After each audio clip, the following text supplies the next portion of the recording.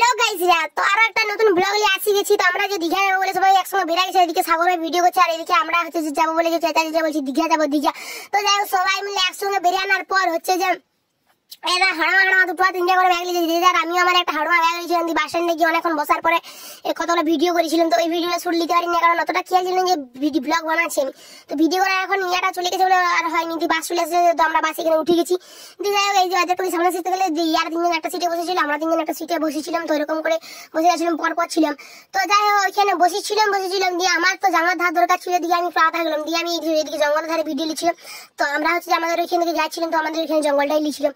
যাই হোক এই যে ইয়ার একদিকে বসে আছে, তো যে যার একদিকে করে বসে আছে। তো বাসে যাচ্ছিলাম, বাসে জার্নিটা খুব কষ্টকর বসল। তো আমাদের গড়বাতা থেকে দীঘা যাওয়াটা কম ব্যাপার, সারা দিনটা লাগে গেছিল আমাদের প্রায়।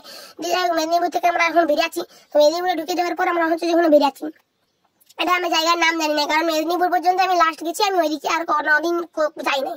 তো মেদিনীপুর পর্যন্ত গেছি, মেদিনীপুর পর্যন্ত জানি এই যে এই রাস্তাগুলো যাচ্ছিল, এগুলো কোন জায়গায় কি বললো না বললো আমি কিছু জানিনি।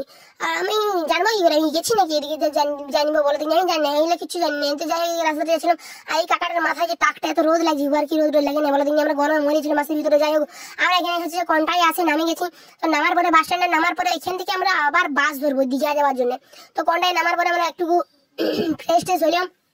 তো হওয়ার পরে যখন দাঁড়িয়েছে, আর কালু ভাই দাঁড়িয়েছে, যে যার একটা করে ব্যাগ লিখছে, আর সবাইকে খাম্বা ব্যাগ গুলো বলে দিন। যাই হোক আমরা একটা বাস পাইছিলাম, যাই হোক বাসে উঠে সিটে পাইছিলাম আমরা দুজনে।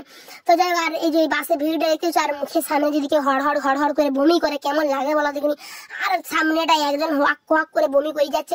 তো মাথাটা খারাপ হয়েছিল, এরকম জ্যামের মধ্যেও বাসে দাঁড়িয়েছে, সে তখনও আমার মুখের সামনে বমি করেই যাচ্ছে, মানে গা স্পিনটা একদম লাড়ি বুড়ি আত্মা বেরিয়ে চলেছিল। তো এটা কি নদী বটলো না খাল বটলো আমি জানিনি, যদিও নদী এত ছোট হবে না, তো খালি বললো। তো যাই হোক আমরা হচ্ছে দীঘায় ঢুকছিলাম, যে ওইটা দেখে আমি জানলাম যে আমরা দীঘায় ঢুকছি, যে গেটের মতনটা। তো আমি একবার গেছিলাম, তো একদিনে জেনে গেছিলাম, তো এইবার থাকার প্ল্যানে গেছি। তো আমরা এই যে গেটে ঢুকলাম, তো দীঘা ঢুকিয়ে তো এটা ওল্ড দীঘার ওইখানটা বললো, ওল্ড দীঘার এখানে বললে। তো আমি ওল্ড দীঘার এখানে ভিউ দেখালাম, কারণ আমার অতটা ভালো করে ভিউ দেখানো যাবে না, কারণ আমার ফোনকে অত ভালো লাগে। দিয়ে আমরা এই যে বাস থেকে আমরা নেমেছিলাম নিউ দীঘাতে। তো বাস থেকে নেমে আমরা হাঁটতে শুরু করে দিচ্ছি। তো হাঁটতে শুরু করে তো আর হবে না, আমাদেরকে এবারে রুম দেখতে হবে, কোনটা কোথায় থাকবো রুম দেখতে হবে।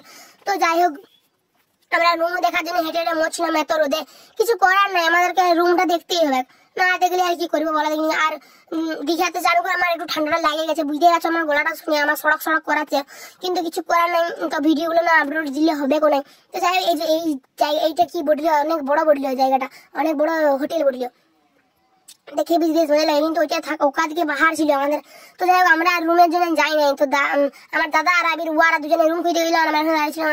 আমাদের অবস্থা হলো দেখতে পাচ্ছ, ঘেমে লেগে একবারে একসা হয়ে গেছে গো, মরে গেছিলাম গরমে। তো যাই হোক করে একটা রুম পাওয়া গেছিল। তো আমরা বিচের সাইডে ছিলাম না, আমরা বিচের এই পাশে ছিলাম, বিচের সাইডের রুম গুলো ওকা দিকে বাহার হয়ে যাচ্ছিল আমাদের। তো আমাদের ওকাদের মধ্যে নিলাম। তো যাই হোক রুমে এসে ফ্রেশ ট্রেশ হয়ে আমরা আগে গিলতে গেছিলাম, সারাদিন তো কিছু গিলি না, এখন সকালে বেরিয়েছি আর পৌঁছাইছি কখন 11টার সময়। রুম খুঁজতে বাজে গেছে প্রায় তোমাদের দুপুয়া। তো যাই হোক অতক্ষণ বসে আমরা খাতে বসেছি। তো খাবারের জন্য ওয়েট করতে হবে। ইয়ার তো চোখ মুখ কালো হয়ে গেছে, মানে এরকম অবস্থা আমার হয়েছে, চোখ মুখ সবাইকারই কালো হয়ে গেছে, স্পট পড়ে গেছে এরকম চোখগুলো। তো যাই হোক খাবার দিয়ে দিয়েছি। তো আমরা এখানে খাচ্ছিলাম, যে যার খাতে বসে গেছে, গবর করে খাইতে হবে। তো আমি ভাবলাম যে ভিডিওটা এখানে শেষ করা যাবে, নেক্সট পার্টটা তোমরা অন্য ভিডিওতে দেখে নিও।